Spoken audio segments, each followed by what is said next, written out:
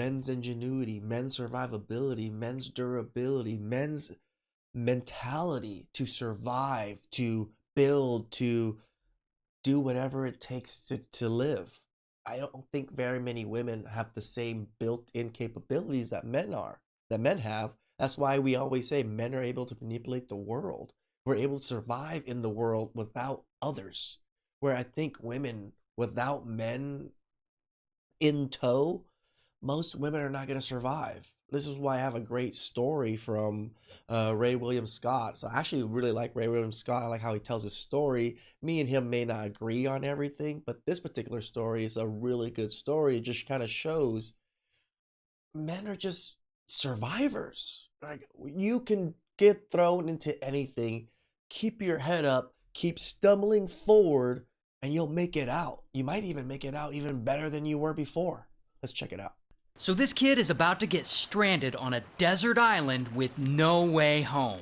Now his name's Mano, and he's around 16 years old, and he goes to a strict Catholic boarding school on an island in Tonga called Tongatapu. And this boarding school just sucks. And one day, he and 5 of his friends, they decide they're just gonna leave. I mean, they're all bored as hell. They're damn delinquents. Boarding school sucks. The cafeteria food is terrible. And this is really a men thing too. When we get bored, what do? We go find stupid things to do. And it usually ends up being kind of bad. Where women, they're okay not exploring and seeing the unknown and being as bored as us. And they're just dying to get out and go on an adventure. So they get an idea. They want to check out Fiji, which is about 500 miles away from Tongatapu. And there's no way they could possibly make it there. But they're going to give it a shot. So they gather up some basic supplies and they go. You see that? Like, there's no possible way, but what are you gonna do? We're gonna still try.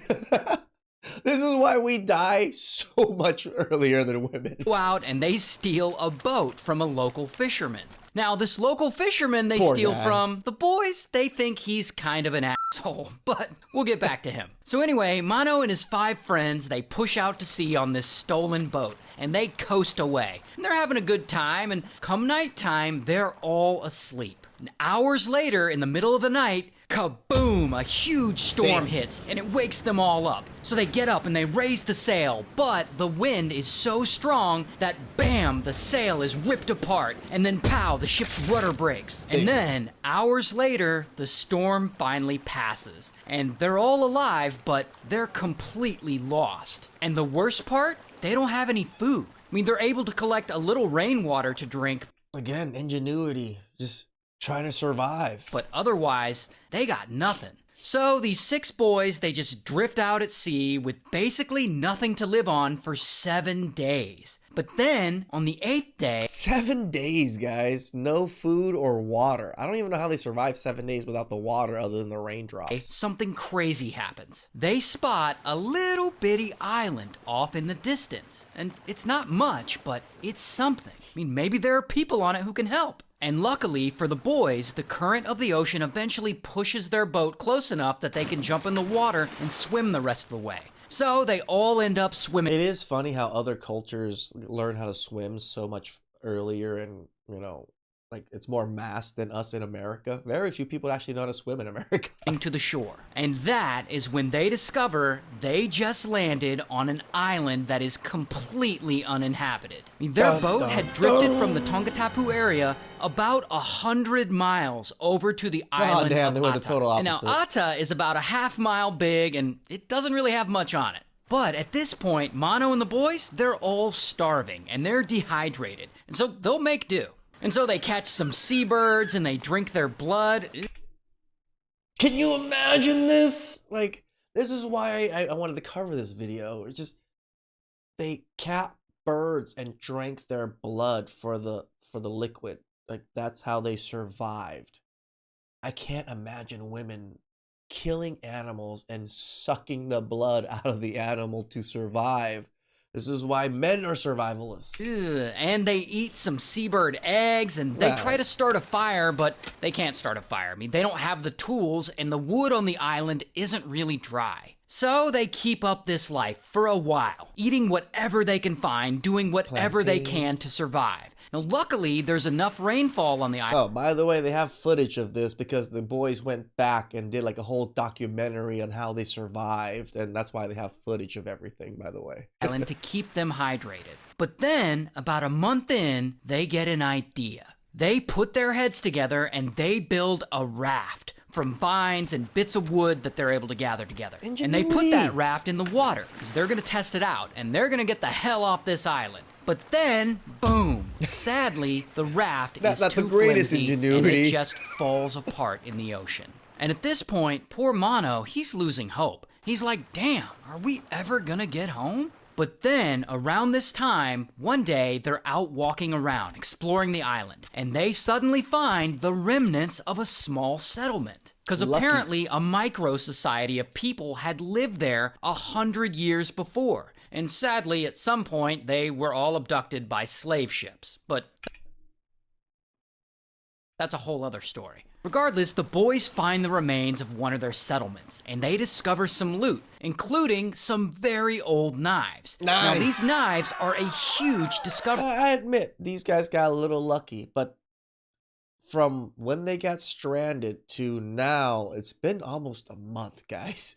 They've been trying to survive without any tools, water, anything. They're just using everything barehanded. For them. Because after months of having nothing, they can finally cut open coconuts. These knives allow them to build shelter and essentially continue to survive. Then, about 3 months in, they have another big breakthrough. They finally find a log dry enough, and they're able to create enough friction and get a fire going. And making fire is huge for them. I mean, come on, a fire? They haven't felt heat at night in months. That's the part that I cannot fathom. Months on end without any fire or heat. And I don't know if they were only wearing this, obviously, because, you know, Ray just puts this image out there. They might have had a little bit more clothes than this, but I'd have froze my ass off. I would have died. My bitch ass over here would have died in the cold. Probably would have died before I had to drink the seagull blood too, but they've been eating every animal they catch raw. So damn, guys, see that? Raw. No cooking, no nothing.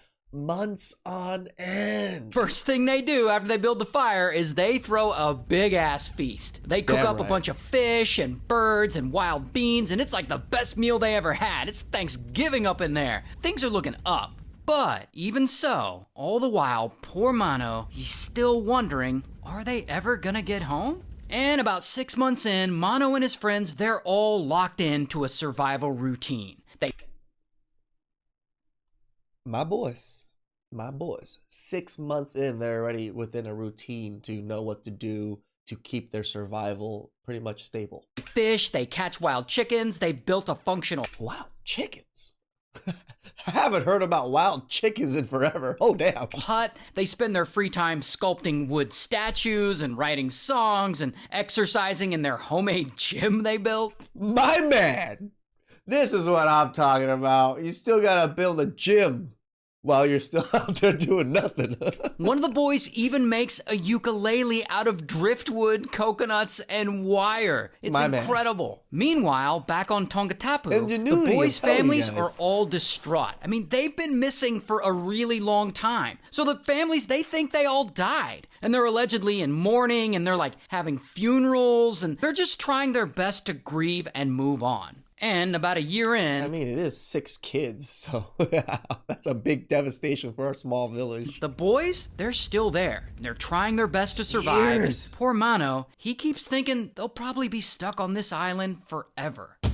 Until one day, this guy goes fishing. His name is Peter Warner. And Peter Warner, he's an Australian, and he's the captain of a fishing boat. And he and his small fishing crew, they're out one day, cruising around the Tongatapu area looking for good spots to fish. And on their way home, they just happen to pass by the little island of Ata. So Peter is looking at this island through his binoculars, and he notices something weird. There are burn patches on the cliffs in areas that would normally be green. And Peter, he knows of Ata, and he knows this island is uninhabited. So what would cause a fire? And so he keeps looking and he looks closer, and then he sees one of the boys. And the boy, he also sees Peter's boat. And then he gets all excited and he jumps off the cliff into the water and he starts swimming straight toward that boat. And The man, you see that? He was just like, boat? Boat? And then Peter sees the other four boys on the shore, and they're all screaming their ass off, trying to get his attention. And Peter's like, what the fuck is all this? I mean, he thinks these kids are all somehow native to this island or something. But then the first boy reaches his boat, and he starts speaking to him in English. And he tells him that they've been stranded on that island for over a year. Can you guys imagine? Can you guys imagine surviving on an island for over a year? No clothes, hunting everything down, stranded with nothing in the beginning, and then you found a little bit of tools later. Damn.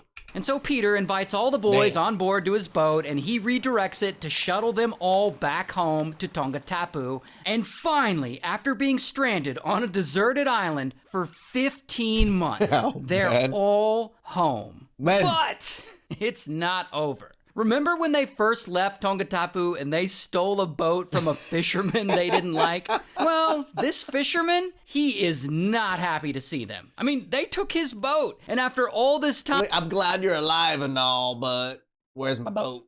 He's still salty about it. So he goes and he presses charges, and bam, all 6 boys are arrested and thrown in jail. Can you imagine? Being stranded on a desert island for 15 months, barely surviving, finally get able to come home, and you get arrested when you get home. It's like, damn. However, Peter Warner, he's a crafty guy, and he knows these boys' story of survival is an incredible story. It really is. I was amazed. I watched this story like a year ago, and it's always been in my head. Just like I always tell you guys, I always like look out in the road as I'm driving. I look at all the tall buildings, the crystal cathedrals, and all these things. I'm just like, men. The ingenuity of men built all this. And then this, when I watched this for the first time, I was like, men. The ingenuity to survive, to be able to build all this. So he hits up the manager of a television network in Sydney called Channel 7, and he negotiates with Channel 7 and he sells part of the film rights to the boys' story to them so that they can make a documentary about it. Then he uses that money to pay off that grumpy-ass fisherman to compensate him for his stolen boat in exchange for the fisherman dropping the charges. Once the charges are dropped, Mono and the boys are finally let out of jail. A few days later, the boys help film a documentary for Channel 7 that... Look how buff they still look. Like, the amount of workout they still did throughout that 15 months must have been significant. But then again, you need to be buff. You need to be fit to be able to survive out there. To the island and recreate some of the events that happened. And that's where I got all these pictures that I use in this video. The boys went back to the island and they just recreated them for the documentary. And to this day, Mono and Peter are still friends. So that's nice. And here's a picture of Peter and all the boys together. So this kid is about to get... Crazy story, but you know, it makes me proud to be men. Proud to be part of the species that are able to just survive with nothing. The skin on our back, the pants on our the underwear on our groin, we're able to survive. Not all of us. I'm not saying all of us are this crafty. These boys were top tier, fit, smart, knew what to do, had the survival skills. I admit it. But men, isn't it awesome? Please like, subscribe, comment down below. I really appreciate that. And I'll catch you guys next time. Ciao.